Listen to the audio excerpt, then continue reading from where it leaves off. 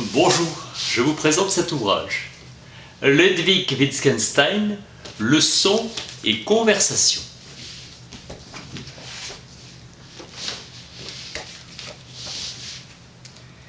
Sur l'esthétique, la psychologie et la croyance religieuse, suivie de conférences sur l'éthique. Il définit le monde dans le Tractatus comme un ensemble de faits indépendants les uns des autres et résolubles en état de choses dont les liaisons fortement la structure logique du monde. La structure formelle du langage correspond à celle du monde. La formulation des problèmes philosophiques repose sur un malentendu de la logique de notre langue. Partage entre les pensées exprimables et celles qui ne le sont pas. Tout ce qui peut être dit clairement. Ce dont on ne peut parler, il faut le taire. La philosophie a pour tâche de clarifier l'usage réel du langage. L'éthique et l'esthétique sont une. Toute forme d'expression artistique doit avoir également valeur de manifeste éthique. La leçon sur l'esthétique tourne autour du problème de l'appréciation esthétique et de la compréhension en matière d'art. Son esthétique est aux antipodes d'une réflexion sur le jugement de goût. Pas de lexique du beau ou du sublime, mais qui exprime une satisfaction produite par le fait de trouver l'exécution parfaite. Le ton juste une perfection comme lors d'un essayage chez le tailleur. C'est le coupé du metteur en scène. Il est légitime de dire que plusieurs pianistes, jouant des tempi différents, ont trouvé le bon tempo. Explication par la raison et non par les causes, comme en philosophie. L'appréciation implique la compréhension. C'est voir comment on entend, comment on comprend et en matière d'art. Ce n'est pas une mythologie de l'intériorité, mais une maîtrise technique. C'est notre langage qui procède à ce découpage. Le grammatical absorbe tout ce que Wittgenstein appelle la phénoménologie. Il dissipe l'illusion d'un voir pur. Dans le simple voir, il y a déjà du comprendre, une saisie de l'expression. L'homme entraîné à certaines pratiques verra l'expression mieux qu'un autre, entendra ou comprendra mieux qu'un autre le jeu expressif du pianiste et comprendra mieux un tableau. Chez Wittgenstein, l'évocation des comportements est l'instrument de la distanciation anthropologique nécessaire à qui veut comprendre sa propre culture et la grammaire de son langage. La destruction du préjugé Freud est un philosophe qui s'ignore. Son travail s'apparente à une unification éclairante des phénomènes par juxtaposition significative. Et cela, c'est ce que doit faire la bonne philosophie au lieu de spéculer. Lien d'amitié de Freud avec une des sœurs de Wittgenstein qu'il avait analysée, Margaret Stoneborough. Nous demandons à la science un certain apaisement, une libération de nos obsessions. Copernic et Darwin remplissent exactement cette attente. Et ils ont été reconnus justement car ils n'avaient pas agi en scientifiques mais ont trouvé un nouvel aspect fécond, mérite de la bonne philosophie qui unifie les phénomènes en les juxtaposant de façon éclairante. Texte de Freud sur les 3 grandes blessures narcissiques infligées à l'humanité, Copernic, Darwin et Freud. Pour Wittgenstein, cela n'a rien de traumatique, mais au contraire gratifiante pour l'homme. Kuhn exploitera cette idée qu'une théorie nouvelle peut s'analyser en termes de voir comme. La thèse « les rêves sont la satisfaction déguisée des désirs refoulés » sera interprétée comme un unique type souhaitable et acceptable. L'analyste laissant tomber les explications qui n'iront pas dans le sens prescrit.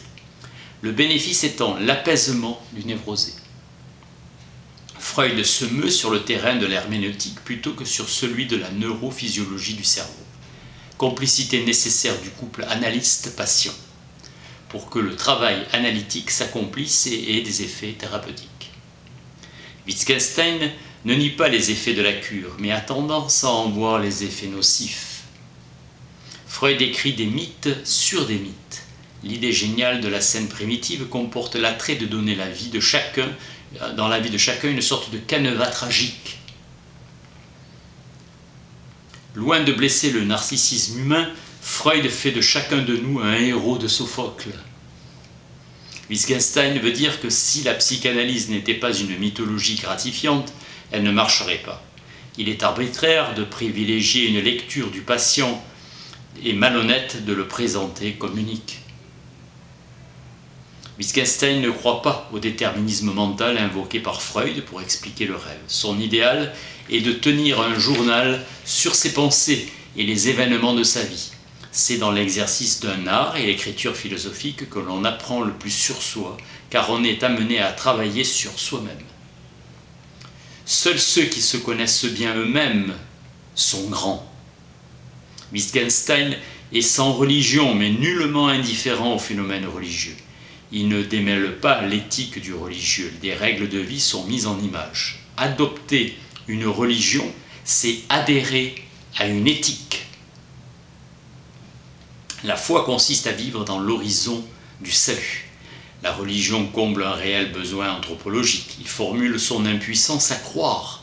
Triple problématique du Tractatus. Le moi, le monde et Dieu. S'accrocher à la certitude toute stoïcienne que rien ne peut arriver suffit à faire de la vie une vie éthique. S'accorder au destin dans un sentiment de sécurité absolue. Une morale ne se légitime que de l'intérieur de la forme de vie où elle s'insère. Il y a le sens du concret et l'urgence des problèmes existentiels. L'humanité lui semble entièrement responsable de son destin. La belle âme, c'est Russell et son tribunal de la paix. Wittgenstein, l'apostrophant, aurait préféré faire une ligue pour la guerre, car pour lui la guerre de 14 a été le salut. McGuinness. Goût de l'autorité et culte de l'énergie. Il a admiré Bismarck. Son amour de la tradition et son mépris du pacifisme de Russell. Il s'est défait de sa fortune et cherche à s'installer en Russie comme médecin. Il a refusé le rôle de sage ou de prophète. Il a incarné une sorte d'autorité morale sans être moralisateur. Brève vocation d'instituteur de campagne, le vocabulaire de beau ou magnifique ne joue pratiquement aucun rôle. Les mots à employer sont à plus de parenté à juste ou correct qu'à charmant. Le mot dont nous devons parler est apprécié. Un Européen peut-il apprécier l'art nègre ? Frank Dobson, peintre et sculpteur, a introduit en Angleterre l'art africain et asiatique, influençant les œuvres de Picasso et des cubistes après la guerre de 14. Freud a traité de plaisanterie ce qui transpose comme une expression de la chaîne d'idées à une explication acceptée. Certains types d'explications exercent une attraction irrésistible et ainsi, ceci, c'est en réalité seulement cela.